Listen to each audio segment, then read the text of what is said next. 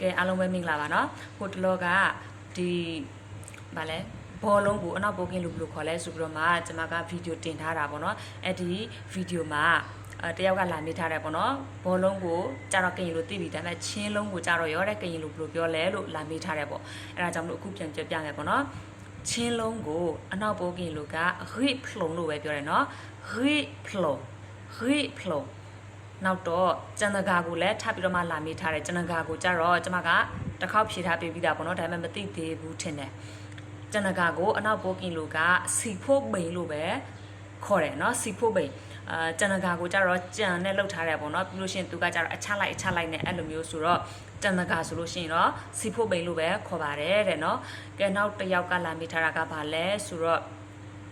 ထီးကိုတဲ့အနောက်ပိုကင်လိုဘယ်လိုခေါ်လဲတဲ့ဆိုတော့အဲ့ထီးဆိုလို့ရှိရင်တော့အနောက်ပိုကင်လိုကကြတော့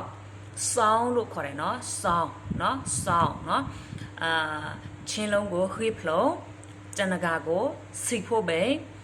ထီးကိုကြတော့ဆောင်းလို့ခေါ်ပါတယ်လို့နော်ကဲအဲ့ဒါလေးလာပြပြတာပါစကုတ်စတာပေါ့နော်